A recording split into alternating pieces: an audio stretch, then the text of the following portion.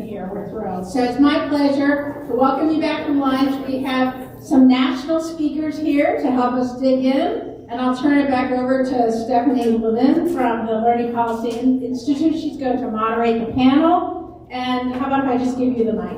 All right? So here you go. Thank you so much. We have a really excellent panel. I'm so excited to be here with them. My name is Stephanie Levin. I'm a research manager at Learning Policy Institute. And so we're going to have a discussion for the next hour or so to unpack what we heard this morning. I want to first introduce you to the panelists, and then I will start asking them questions. So Ivy Morgan is the Director for P12 Data and Analytics at the Education Trust. Ivy currently leads the Education Trust's work to ensure fair, need-based funding for underserved students. In this role, she analyzes data to understand funding inequities that exist between districts and state and between schools and districts, and works with EdTrust state-based advocate partners to help identify and advocate for policy solutions to remedy those inequities. Indira Damu is a senior analyst at Bellwether. At Bellwether, one of the policy areas she has focused on is school finance. She's published work on a variety of topics, including how to better support English learners through school funding systems and how states can allocate revenue more equitably. And she started her career as a middle school math teacher in Louisiana. And Jen Shees is a senior partner and practice lead for policy and evaluation at Bellwether. A big part of her portfolio is leading Bellwether's body of work focused on education finance equity. Jen has worked with policymakers and advocates to deepen their understanding of the structure and impact of their own funding systems on students, schools, and communities, and to develop and advocate for finance policies with a student-focused, equity-centered approach. Jen started her career as a high school English teacher in public schools in Nashville, and before joining Bellwether, was a senior aide in the Texas legislature focusing on the state's public education budget and school finance system.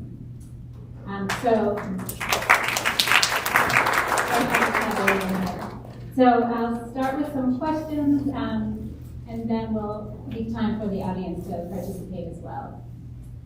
So we heard a lot this morning about school funding nationally and school funding in Delaware, but it would be helpful to take a step back maybe and just explain why school funding systems matter. And Ivy, I'll have you start. Sure. Okay. Yeah, so I think when I talk about school funding systems, it's always important to just ground us, right, in this understanding that money does matter for education for students, particularly for students from low-income backgrounds and students of color. And school funding systems matter because there are values, right, baked into the ways in which the education systems are structured, into the flexibility that education leaders have to make decisions to meet the needs of the students that they're serving. And those sort of values and the decisions that leaders need to make to sort of dictate how many resources go to which district, which school, how much additional funding we're providing to meet the needs of students from low-income backgrounds, whether we're providing additional funding to meet the needs of English learners, right? All of those decisions get baked into school funding systems, right? They are the place where all of those decisions are codified. They're the place where your sort of values for your vision for what you want to see, how you want to meet the needs of the students in your state, right? That is all of that gets baked into school funding systems. We sort of at the table that I was sitting at earlier, we talked a lot actually about not necessarily the funding that in terms of what funding equity should or could look like, right? But about equity in terms of other resources that students have access to, right? High quality educators, social emotional supports in their schools, right?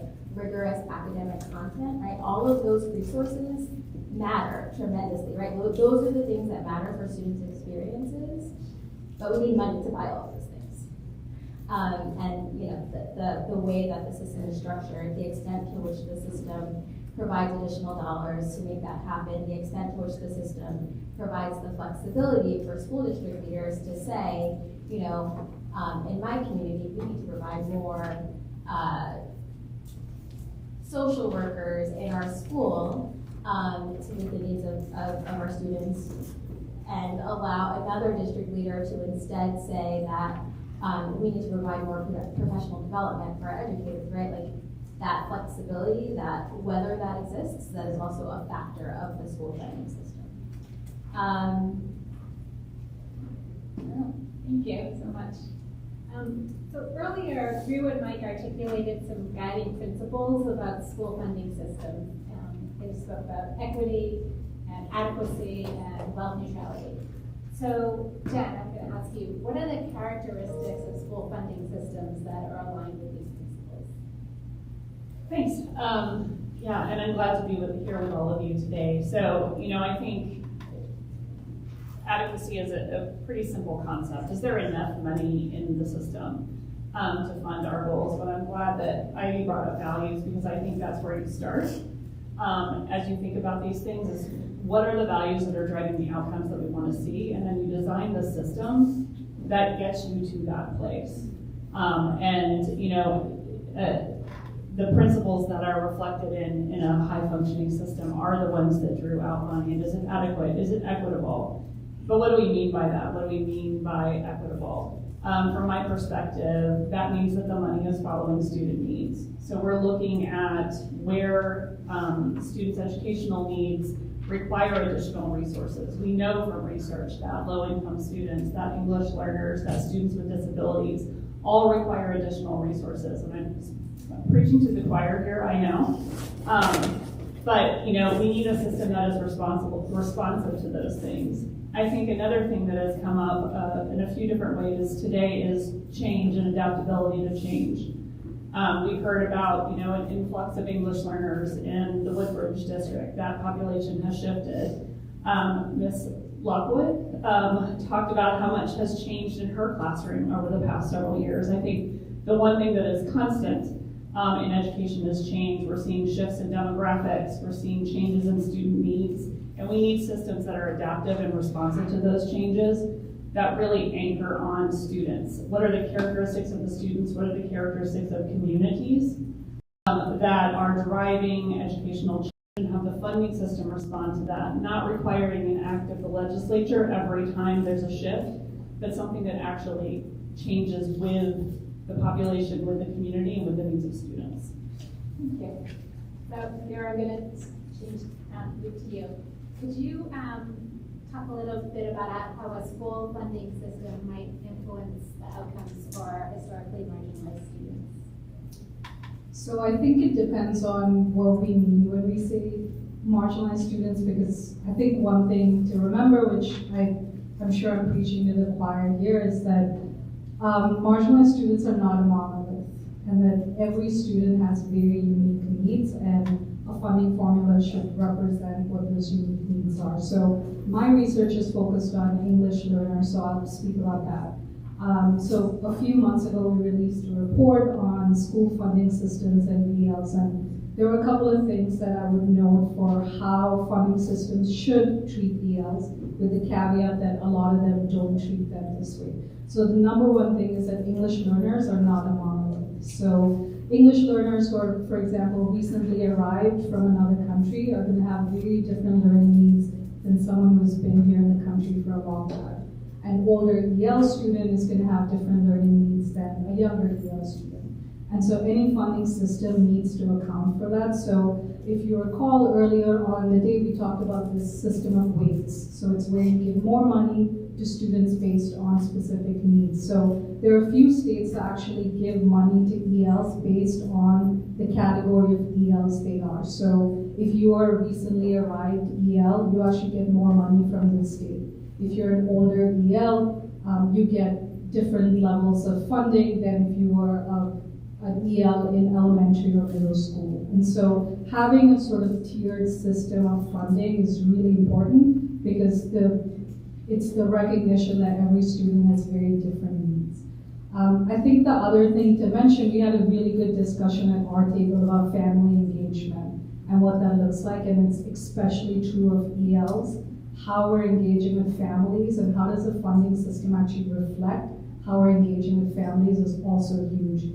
One of the questions that was asked at our table was, does the funding system take into account positions related to family engagement or student support services? And usually funding systems generate positions based on student enrollment, but we want to make sure that it's not just based on positions as well. There are other services that EL students need, and so funding systems need to reflect that. And then the last thing that I would say, which has been mentioned quite a bit, is flexibility. So what Delaware is going to look like right now is going to look very different 5 years from now. That's the patterns of how our students look is going to be different. And so any funding system should be very easily adaptable and flexible so that it's reflecting the student population.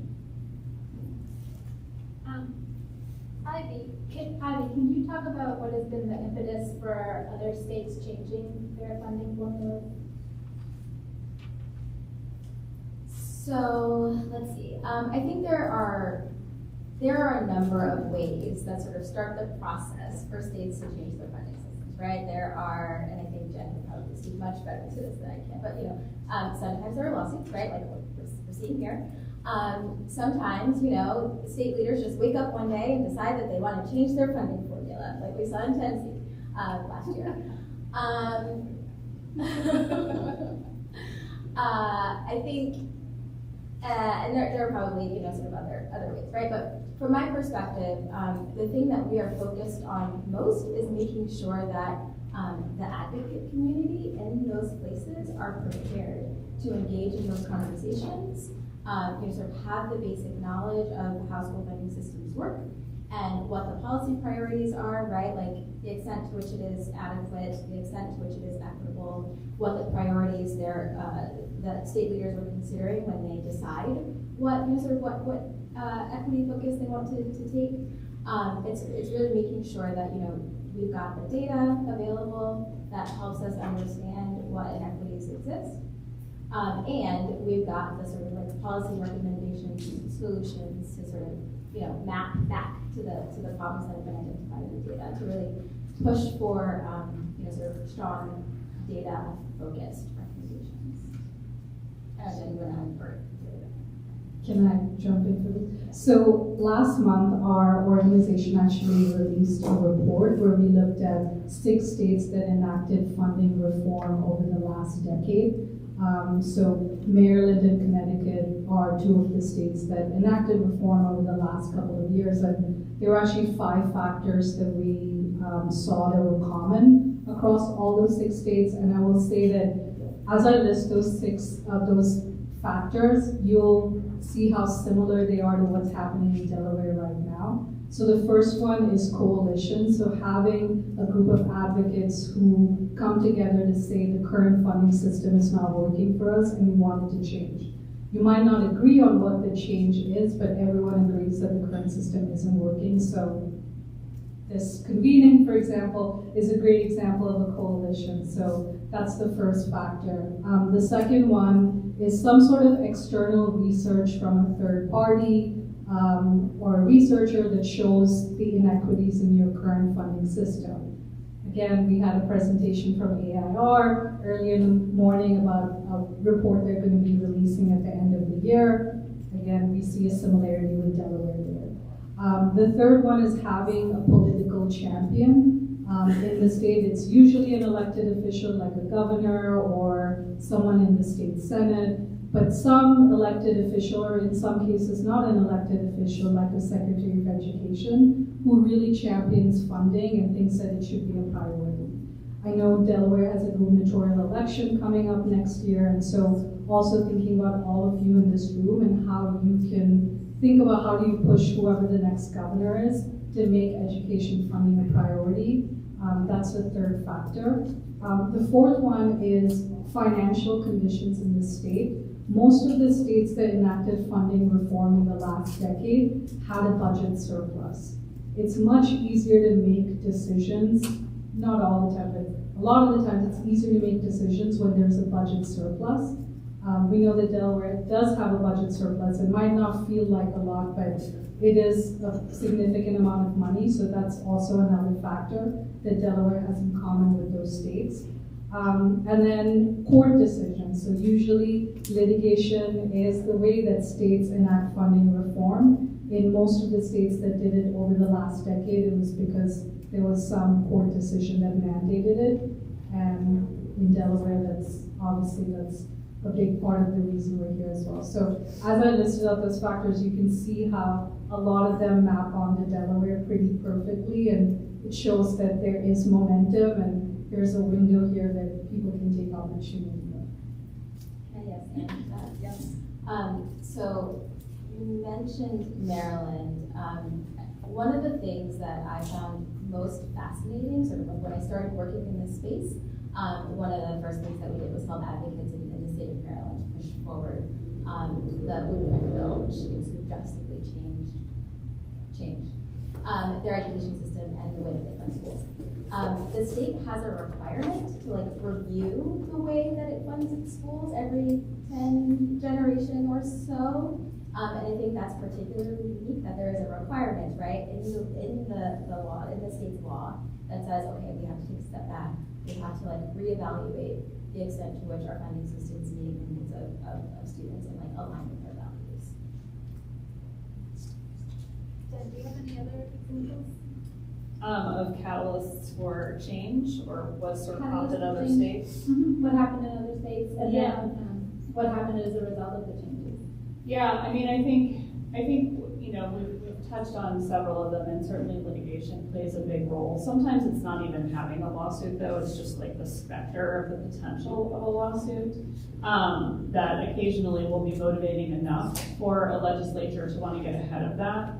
I think one challenge with litigation is that it takes a really long time. And so, the students I live in North Carolina, we have a court decision from several years ago and a really nice report that our legislature has not yet implemented. The student who was the subject of the original court case was in middle school at the time. That young man is a practicing attorney now, and the remedy has still not been enacted. Maybe that inspired him to get his law degree. So that's maybe perhaps one success story coming out of that. But it is a little bit of a sort of the downside of relying on litigation as a catalyst for change. And I think groups like this, being in a room like this, where you have a lot of people coming from different backgrounds, different perspectives, who have different interests in how they want it, what they're seeing as challenge in the system and where they want to see improvement, is a huge opportunity. Harness this and hold on to it. Because it can happen outside of that litigation space when groups like this come together and identify a need for change and can move that forward. I think, yes, it is way easier and a lot more fun to pass school finance reform when there's a budget surplus. It's also possible to do it when there's a budget deficit and cuts have to be made. Because then you can sort of make an argument around making surgical cuts and strategic cuts and reforming your system so that those cuts hurt those who need the most the least. It's the least fun way to do it, and I don't recommend, but have been through that in a couple of states. And that's another way to do it. But the other way is way easier, where you get to give everybody more money and just some people get more and more. And that's typically the more successful way to do it. Thanks. So now I want to ask you all if you have some advice for the state, what would it be? I guess I'll start with that. So when we think about our school funding, advocacy and sort of the principles that we think are important, there are 5 of them. Adequacy, equity, flexibility with accountability. And then the last one that I haven't heard folks talk so much about is transparency. Maybe Secretary Holiday, I think, mentioned it a little bit earlier, right? School funding systems are complicated. They have to be. It is a necessary factor. But I think, there is value in finding the balance between like identifying a system that is simple enough, at least, to be able to explain clearly and succinctly, so that folks can understand how the system is supposed to run. And then I think there's also, the other side of that, right, is like actually looking at data, actually looking at district revenue data, district spending data, school level spending data, to understand whether the values and the policy principles that have been put in place into the school funding system, whether they're actually meeting those intended goals, whether your high-need districts are actually receiving more revenue, whether high poverty schools are actually spending more funding, whether schools with high percentages of students of color are sort of not getting shortchanged at the very least, right? That they're not receiving less funding, they're not able to spend less. And so sort of making sure that clear information is available about how the system is supposed to run, whatever the system looks like, and then making sure that there are mechanisms in place and that there is data available to actually analyze that and assess that, and help that inform a continuous improvement process, I think is really important. So something I was struck by, especially after the last panel, was there seems to be this, and this is coming from the outsider perspective here, but I mentioned this at my table, that there's this tension in this room of for some people, this current system needs to be blown up completely. And then there are other folks who are we like a lot of things in here and we just need to make some tweaks. And so I think the biggest advice I can give, especially after coming off of doing this report where we talked to other states that have done this work, is being very clear about what your non-negotiables are as a group. You're not going to agree on everything, but agreeing on the things that matter is really huge.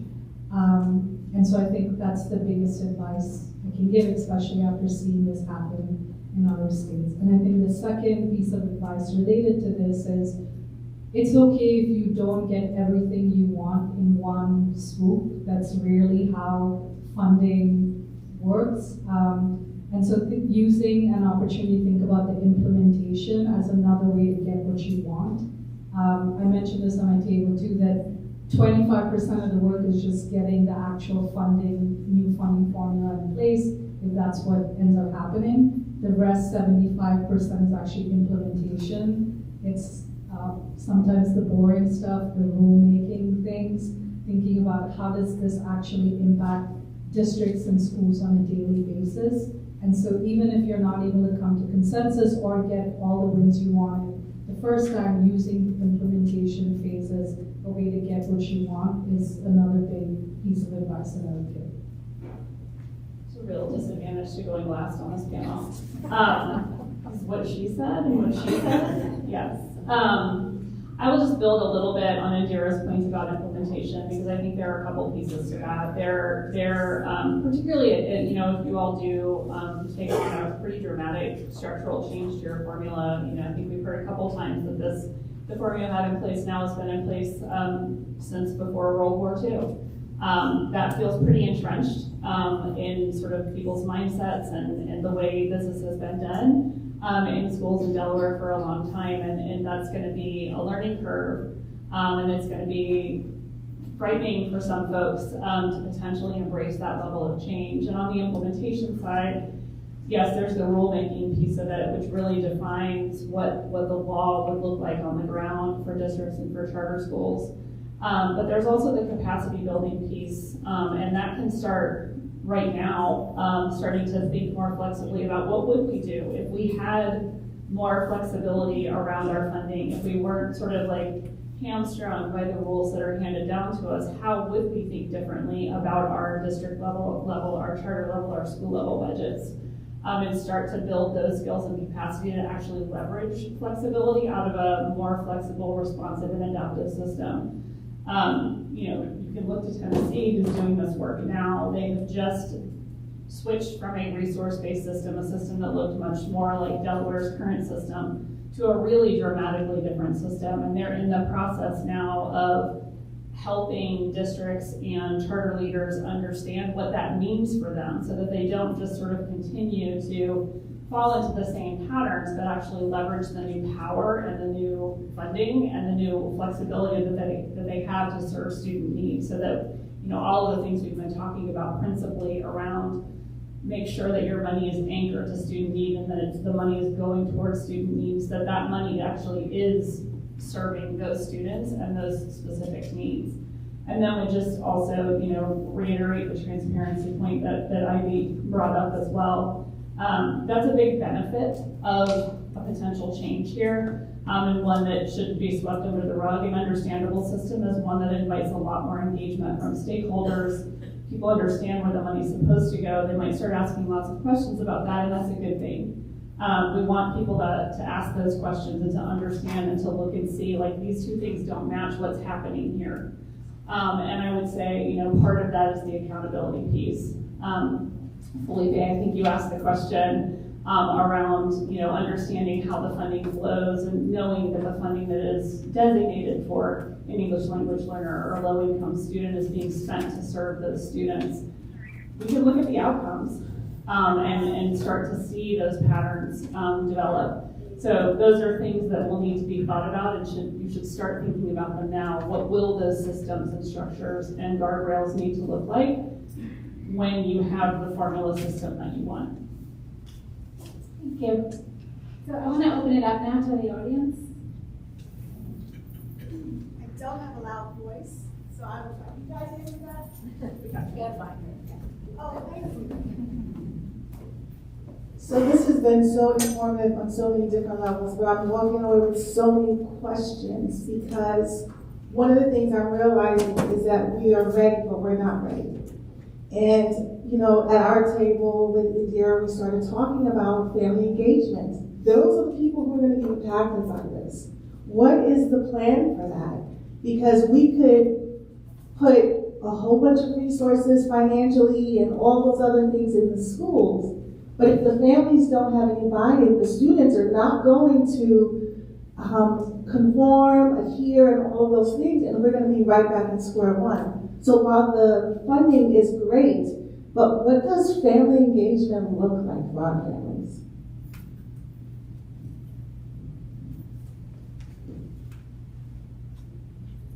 Others? I just have one comment as a response to that, and I would, you know, I think Ivy alluded to this too.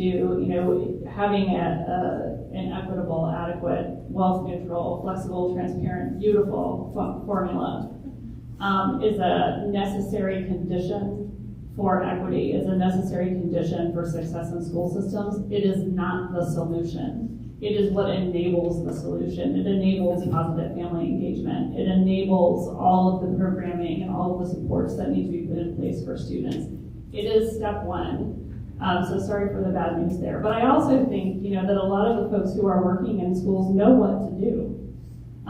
They know what they need to do. We talked about this a little bit this morning with Drew around the professional judgment panels. They may never have worked in an adequate system, but they might know what one looks like. So what if they had one? What would they do?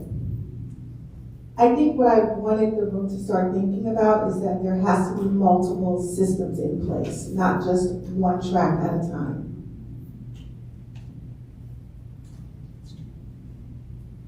Thank you all for insightful comments. I'm wondering, Ivy, back to your comment about transparency, and you as well, Jennifer. It seems to me that you have these new systems may provide opportunities for transparency, but in order to get to that point, there also has to be transparency in the development phase. And one of the challenges that Delaware faces is that districts are only having to report data that is required of them and not necessarily the data that's needed to be reported in order for us to understand what's actually going on. And so I'm wondering if you have any thoughts about how we can get from point A to point B. Let's see. So on I guess there are several phases or like sort of points in time in which transparency is important, right? So in the development phase, right, I think it is making sure that there is sufficient community engagement in the process, right? That the state state leaders, state lawmakers, decision makers are actually engaging with the impacted communities to understand their experiences, their perceptions of the existing system, the challenges that they face with it, and the future that they would like to see, right? So that's sort of like one side pre-implementation. During implementation, I think there's also there is sort of stakeholder engagement is important at that phase as well. And one of the things that is also important there is like setting the appropriate requirements for what should be reported, right? So like I spend a lot of time with working with the new school level data that states are reporting because of the ESPA requirement, right? So every single state had to put school by school actual spending data on school report cards for the first time ever. But that requirement was very minimal and required states to put 3 pieces of information on the report cards. It's not enough information to help actually understand what sort of a difference of $500 or $5,000 per student means from school A to school B in a single district. There wasn't enough information. And so I guess my point is that during this sort of like the beginning of the implementation phase, it's like making sure that the actual reporting requirements are put in place so that you can actually use the data, so that stakeholders, so that the community, so that decision makers, frankly, can use the data to understand where resources are going and whether the resources are going to the places that they're needed most. I think once those requirements are in place, no one can fix the problems that they can't see, right? And so it's making sure that the data actually get reported with fidelity, sort of aligned to the requirements that exist, and making sure that folks have the resources, the training, the additional information that they need to use those data, right, and ask the questions of their system leaders. If we're not seeing the results that we think we should be seeing.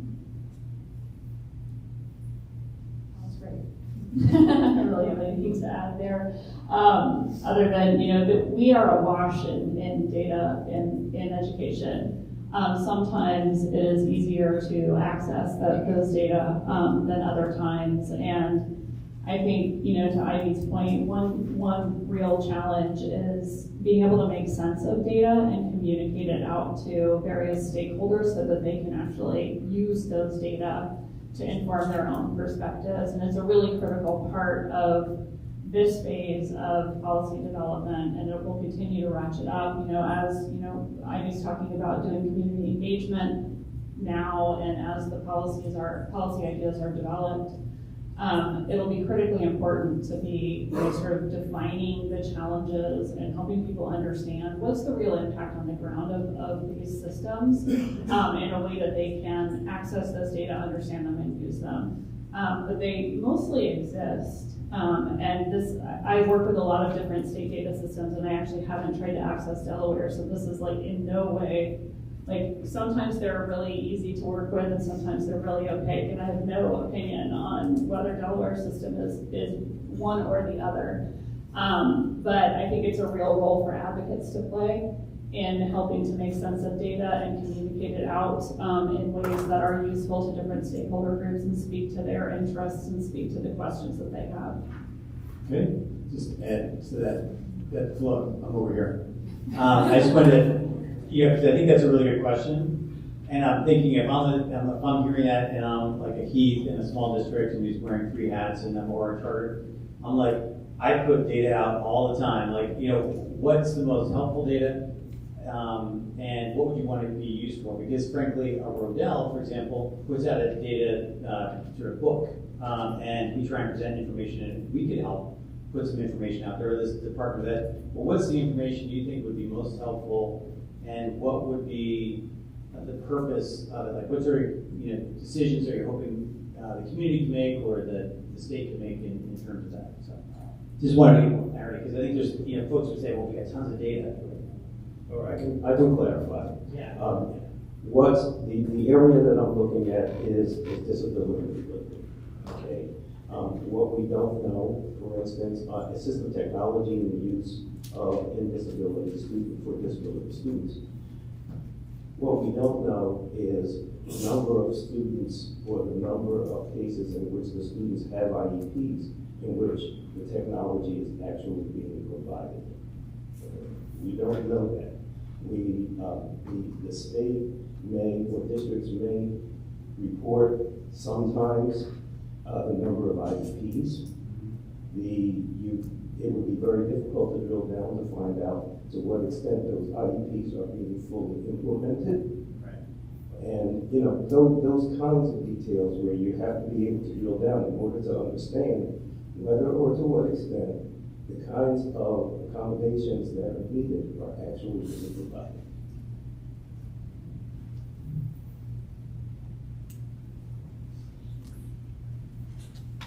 Are there other questions? No, surprising. I think I waited till last this time. On the last point, Delaware, you will find, is one of the most opaque states. It's gotten much worse over the last 10 years. Delaware actually uses an N15 mask to mask all student data rather than the standard N5. So good luck when you look. To the Ivy's point about stakeholder engagement, Delaware's been sporadic on that. In some places we're excellent, some places we're terrible. I'm concerned this process, obviously this meeting is great, but even in the study that's being done, I hear that the educators are being consulted and, what a system would look like. But anybody else? I mean, this state has some very strong advocates who understand best practice better than many of the educators, quite honestly, who have to spend their time in the classroom every day. But I haven't seen any engagement in that area. Last quick question, please, for any of you. We're in a scarcity model right now. I hear a lot about flexibility. Everybody knows that flexibility in a scarcity model tends to benefit those with power. So I'm always cautious when I hear of flexibility promoted without the caveat that you need to have an adequate funding model to implement flexibility. So any thoughts on that? Well, I would just say that, in my mind, adequacy is the baseline standard. That's where it starts. But to me, it's the lowest bar as far as what makes for a good system. Even the word adequate is adequate, right? It's not awesome. So I think that that's. I think your question's predicated on we don't have an adequate system now. I'm assuming you will, that you will get there.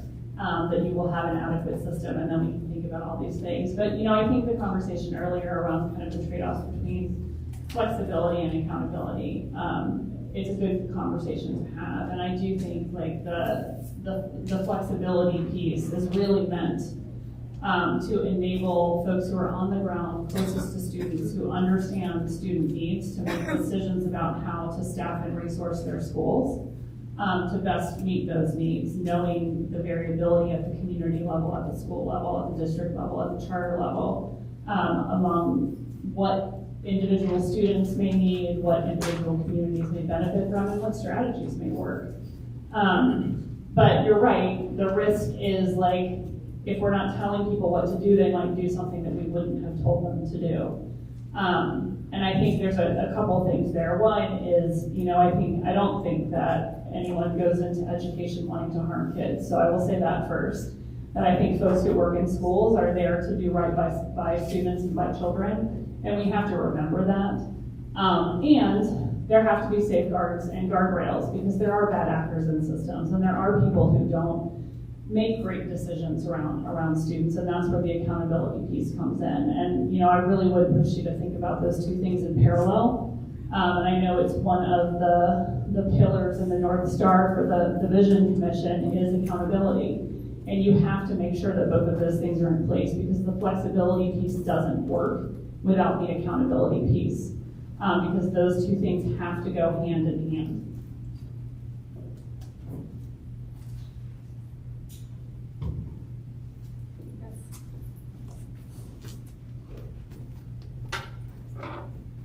I need a mic.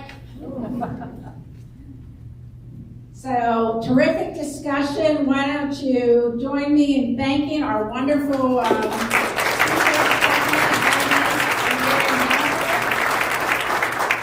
so grateful for your expertise, your experience, from your national perspective, frankly, the lessons you've learned in other states. Great to hear about that. May we benefit here in Delaware and not need to reinvent the wheel or relearn some of those lessons. So hopefully we can incorporate some of that into the work ahead.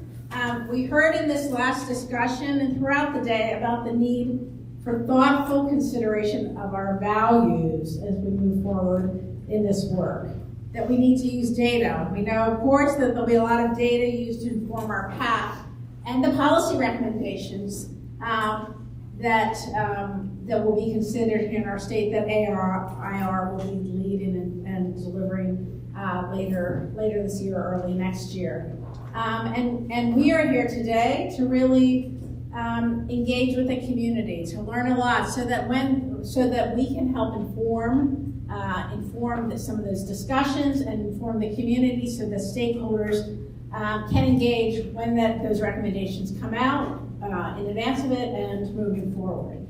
We heard about transparency and how that can help build trust, and we heard about concerns about Delaware and some opaqueness.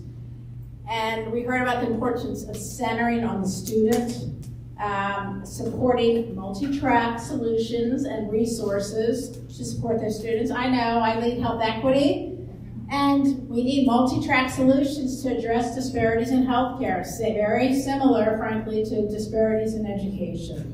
And where do we want to get? We want to get to support the equity in education with equitable funding as a means of getting there, to drive improved outcomes for students, to drive improved opportunities, to drive them, to support them in economic mobility, and to support strong communities and a thriving economy. Like, these are all the things that we, as the Vision Coalition leadership team, as all of you as educators, as you as experts, community leaders, we all are coming together to do this work together, and it is hard work. This is really, I thought healthcare was complex, Education is super complex. So I really appreciate the voices of everybody. I know everyone in the room appreciates every voice that we heard today. The Vision Coalition is really seeking to ensure that community engagement. You brought up Bill, I'll give it on to you, ensuring that community engagement on this critical issue, and let's just